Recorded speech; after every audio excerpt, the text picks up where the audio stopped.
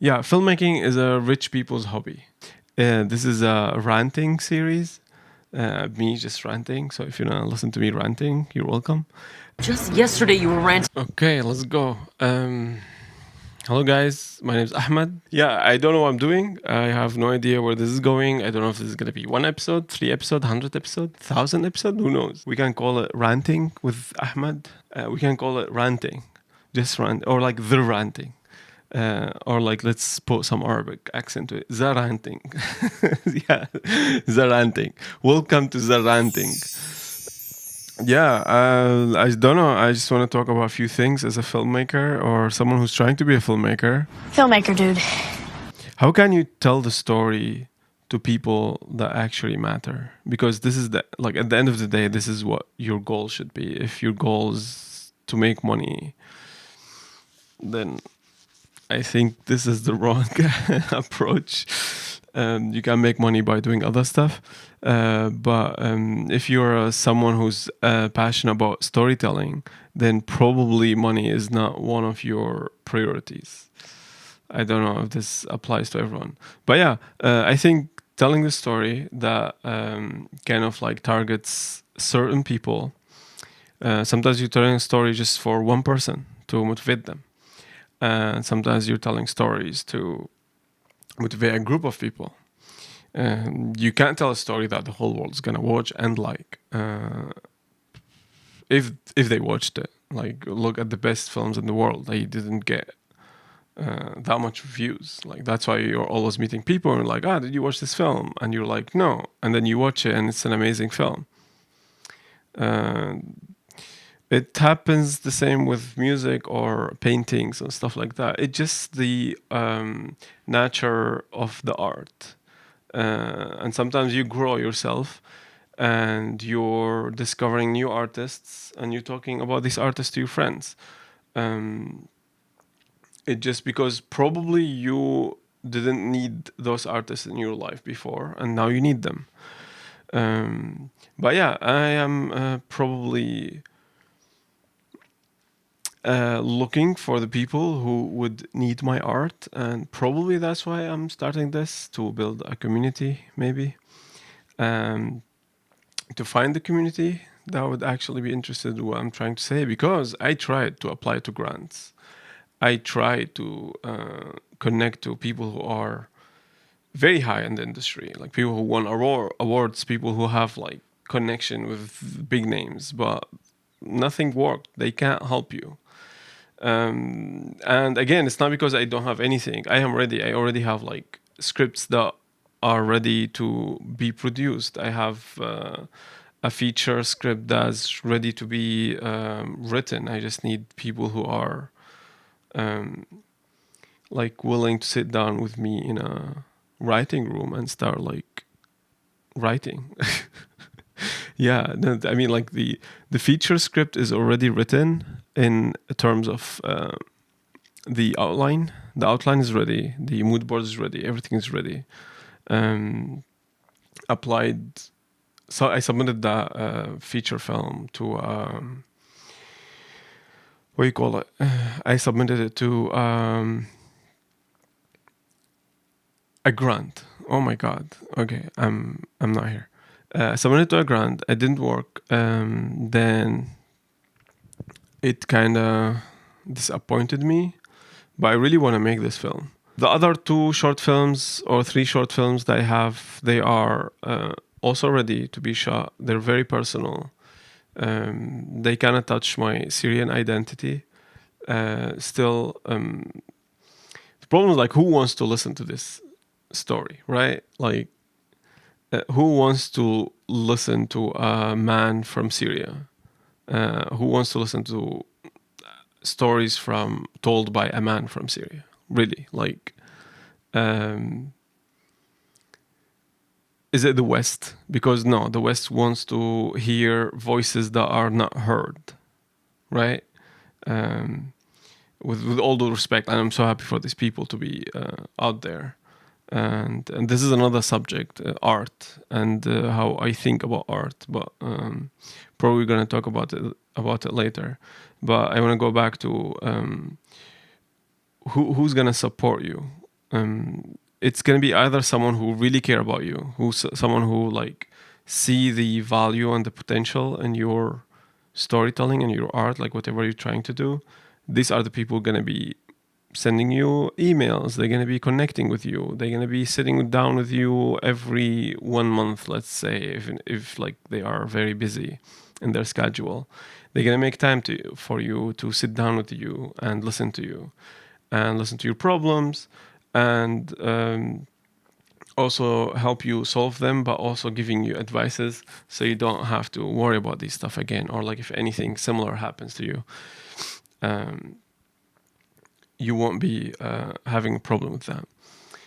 I'm referring to one of my mentors that I talk to every month. His name is Alyosha, and I really appreciate you, Alyosha. I appreciate your time that you give me, and appreciate all the advices and all the thoughts that you share with me. But yeah, I think just like keep going and keep creating is not enough. And I truly think like I have a lot of controversial I have a lot of controversial ideas about whatever is going on in the filmmaking scene right now. For example, the communities, and how I think 99% of them are just a scam for you to pay money, um, or for you to like serve whoever created this community. And the other idea is the gear. They always tell you, gear doesn't matter. Yeah, it doesn't matter to a certain point. And I can also talk about this because gear doesn't matter when you're starting. It doesn't matter. You just really need to tell a story that you can shoot with your film, and then we're gonna look at that film, and then it's either gonna be a good story or bad story. Look at any streaming like website. You're scrolling the whole time just to find a good movie. These movies have used professional cameras and professional lenses, and they paid people very well, and they have professional actors, but you're just scrolling. It's like you're looking for a good movie. So yeah, it doesn't matter if you're starting, because people are looking for the story. But this is when the but comes. If you're professional, if you already know how to tell a story, then the phone is not enough anymore, in my opinion. You will need that extra, like the beautiful lens. You will need that anamorphic lens. Like if you think that your scene is not gonna be really told, uh, if you think that your scene is not gonna be told in the way that you want it to be, uh, let's say anamorphic lens or like a dolly or whatever stuff that you want to use, then you will either have to work around it in a creative way, um, or you're just gonna give up on the idea and just do it like, I don't know, static or handheld or stuff like that, or like do it with whatever lens you have. Um, but yeah, it's an expensive industry, and if you're doing this for as a hobby, it's an expensive hobby. It's a hobby for rich people, in my opinion. It's not for poor people.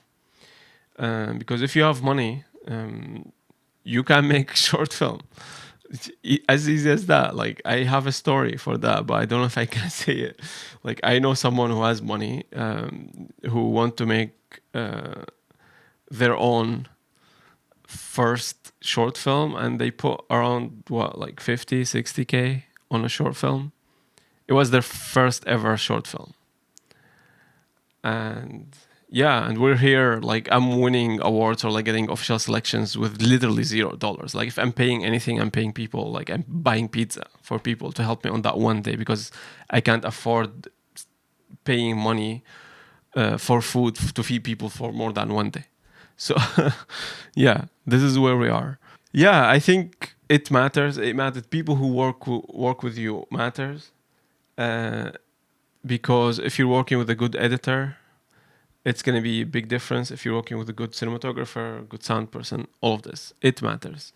And one time I went to a workshop at a film festival, and there was this girl who won Sundance something something. I don't know. I don't remember, but she won at Sundance. She had like a whole slot and a whole slot on the in the program as a like a workshop for filmmakers or directors how to make it to Sundance. I was like, oh wow, I should attend. She went on talking for 40 minutes. The whole thing was 45 minutes. The last 5 minutes, she literally said everything that I wanted to hear, and she could have said that from the first 5 minutes. I just so I can leave and not waste my other 40 minutes. At the end of the at the end of the workshop, she said, um, "Yeah, you know what? Like without the people that I worked with, I don't think I will ever be at Sundance." She said, "Like I choose them one by one because I know these people are good with what they do, so they can just do my idea."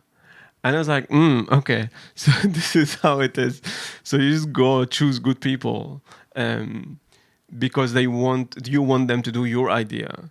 Um, and then you can represent it at like win at Sundance whatsoever. Because she's done before another stuff she didn't win or like she didn't get selected. But yeah, technically your film matters, especially if you're aiming to go bigger. It's not like just a hobby. If you're like trying to aim to go bigger, um, it matters. The other thing is, she said, "What was you guys' favorite film for this one?" And I raised my hand. I was like, "It was The Opener." I loved that film. It's a very well made film. It's very good. I don't care about like who's actor in it. And then she just like cut me right away. She was like, "Yeah, he has connections. Like he knows this actor and stuff like that." So yeah, these are the two things that kind of. Got me. The last 5 minutes that she said, the last two things that she said in the last 5 minutes, kind of like taught me a big lesson, which is try to know good people in the industry and also work with good people. I'm not saying I have been there. I just what I've been witnessing. Yeah.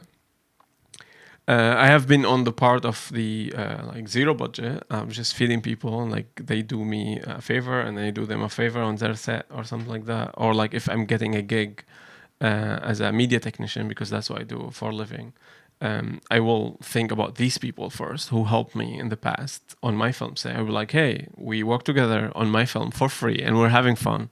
Do you want to come to work on this gig for money? And I think that's a good payoff because it gives them like double the experience, like experience working on the film and experience also working on that gig, but also gives them money, which is I think a win-win for both of us. I'm paying them back and consider that a debt that they helped me, and we're working together again. Um, yeah, I hope they like working with me. Anyway, but. I kind set alarm to see how much I can rant. I still have time, which is good. I can probably specify more about what I said. Yeah, filmmaking is a rich people's hobby. Like if it's your hobby, it's an expensive hobby because you want to have a good camera, you want to have a good lens, you want to have lighting, you want to have a microphone, you want to have a big crew because big crew is going to be more efficient. People are not going to be wearing multiple hats. Like the producer is not ADing, and the first AC is not second ACing, and I don't know, the gaffer is not doing 1,000 things that he's not supposed to be doing. When people have one job to do, in my opinion and my experience, they tend to do it well, which is the natural thing. Like imagine you're on set and all of what you have to do is write the next scene on the slate and then go in front of the camera and slate it. That's all I have to do. And if I ask you for a lens or something in between, you can give it to me. Um, or like, let's say you're just worrying about catering. You're just worrying about like bringing food at a certain time or like bringing coffee at a certain time to people. It's not very complicated. But if you have to do that and I don't know, AD, then it's gonna be a problem. Things gonna go wrong because this is the natural of filmmaking. Things gonna go wrong anyway.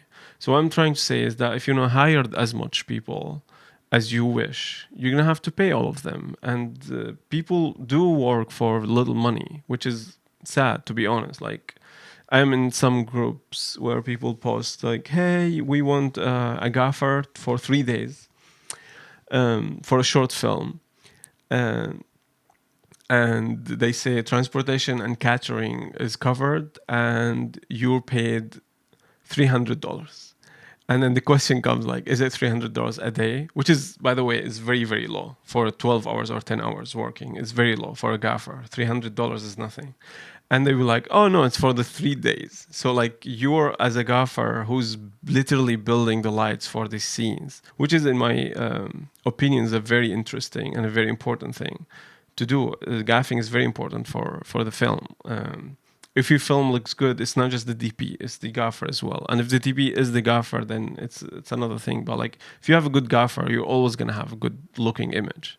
Doesn't matter because hold your phone and point it to a good scene and post it on the story, people are gonna think, "Oh my gosh, that looks so cool." It like is it if it's with your phone or with the camera, it's gonna look nice. I'm not trying to say if it emphasizes what you're trying to say is a story or like the shallow depth of field and stuff like that. There's no I'm trying to say. I'm just trying how it looks.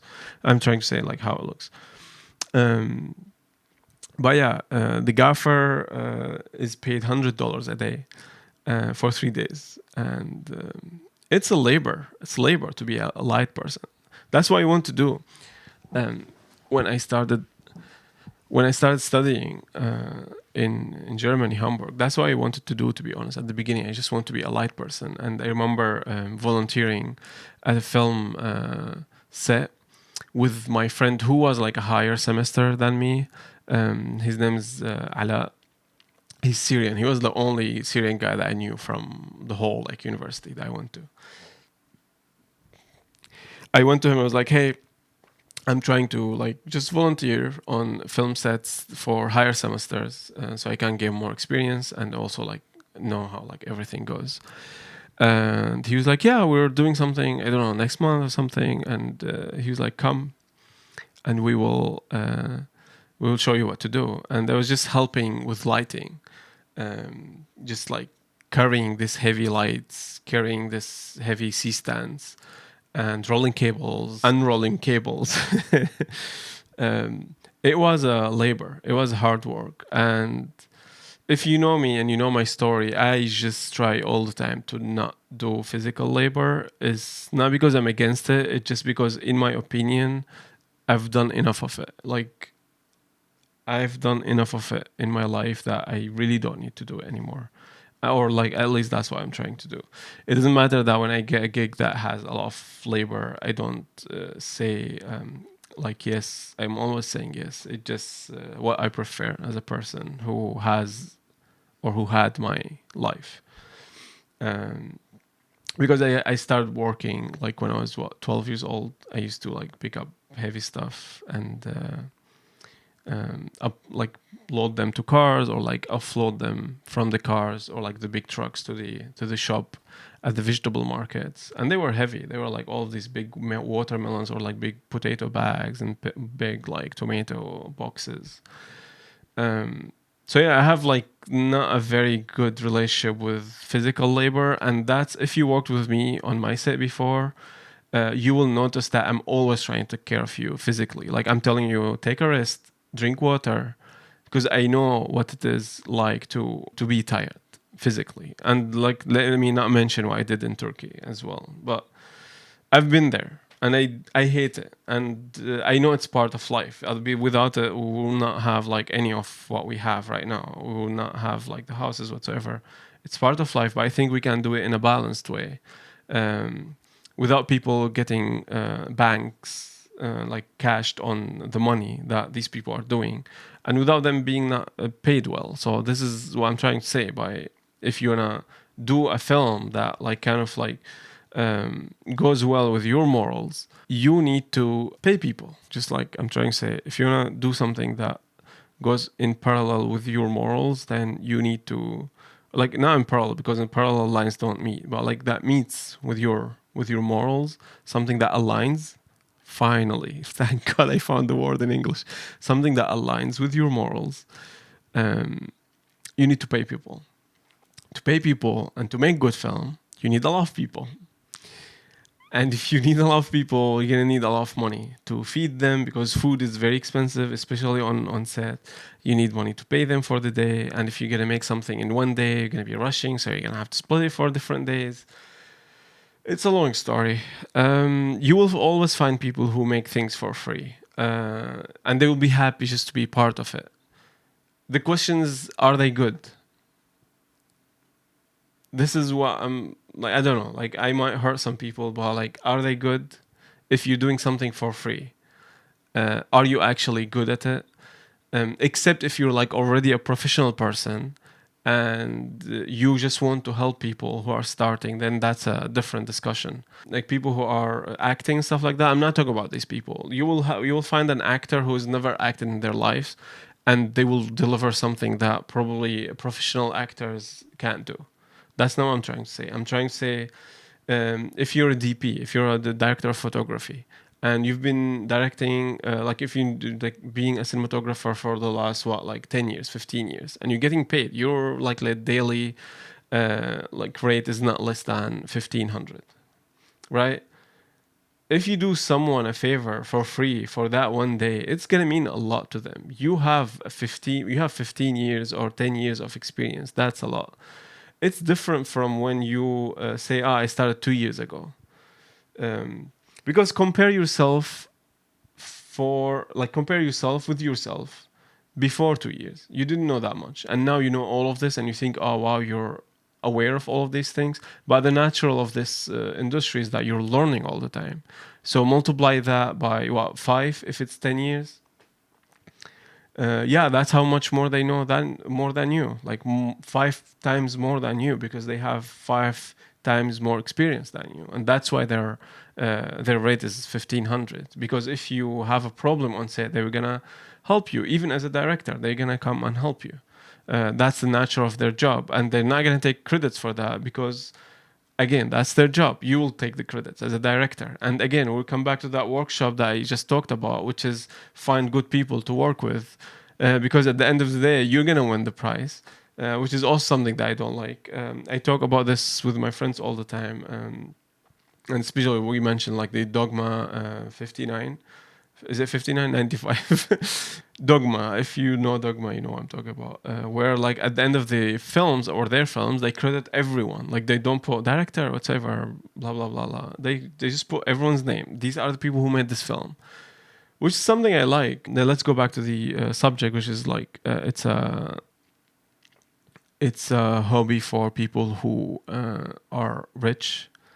Um, because if you're not getting paid by your university, let's say, what I'm trying to say, like if your university is not renting you this equipment, uh, very expensive equipment, and then while you're at the university, you have the chance sometimes to work with people who are naturally good at what they do, and you have the supervisors like above you trying to tell you what to do, trying to teach you how to use these lenses, how to use these cameras, whatsoever. So you have the good people, and you have the the money and stuff like that covered. Because I don't know how your university was or something like that, but like they will pay, or like let's say catering is not expected, or like you would pay for the catering. Um, or since it's sometimes like a project where everyone's cooperating on and everyone's gonna get credits for at the university or whatever class you're doing, um, everyone might contribute to pay for all of the food.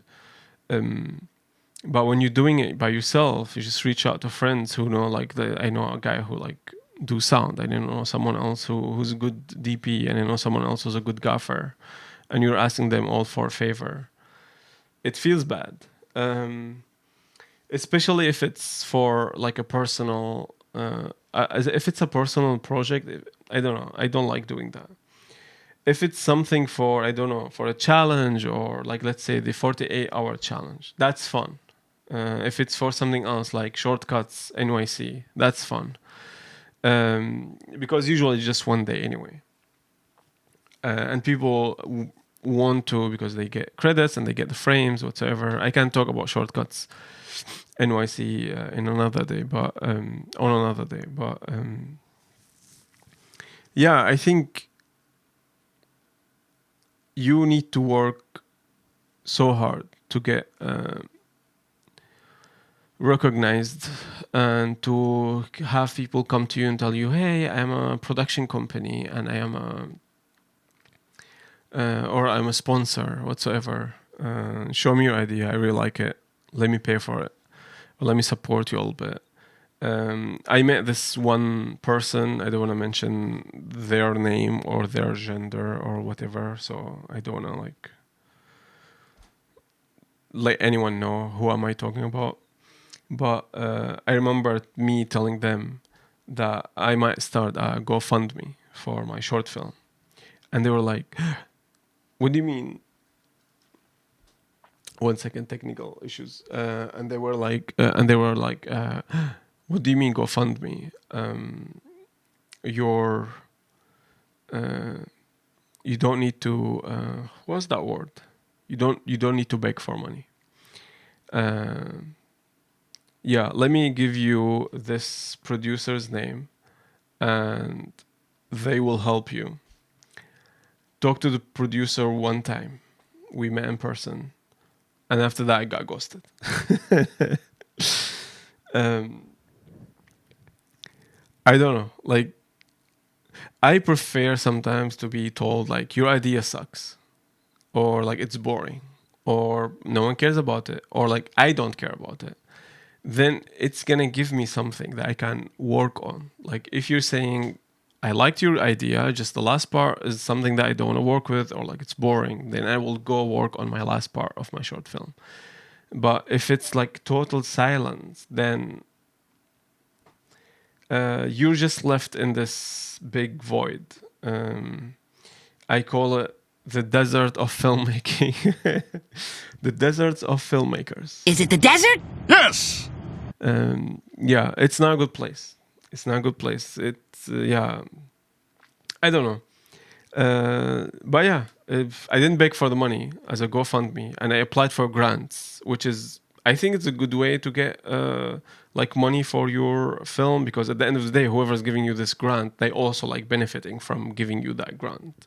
They're not like just doing it for you because you have beautiful eyes or something like that. I don't know. They pick whatever stories that aligns with their morals, that aligns with whatever they're trying to do, and also sometimes they kind of like aligns with whatever fund they have. Like if you have short films that are gonna cost them 40K, they might go for two other films that cost each 20K. So in this way, they have more films to. What you call it, to support, but at the same time they have more people that will know about them, because all of the people that are going to work on that film going to know about the grant, and all of the people that these people know, they're going to know about the grant. So yeah, at the end of the day, it's business. At the end of the day, it's money, and at the end of the day, it's power. That's why if you connect all of this equation, storytelling is power, and storytelling is money itself, if you know how to use it. I don't think I figured that out yet, and that's why I'm doing this. And I hope you liked it. I hope you want to hear more. Yeah, and that's Za Ranting episode 1. Yeah, let's put that out. Let's see how much time we still have. We still have 2 minutes. So I'm just gonna say thank you if you stayed until the end. If you want me to do stuff like this more, let me know.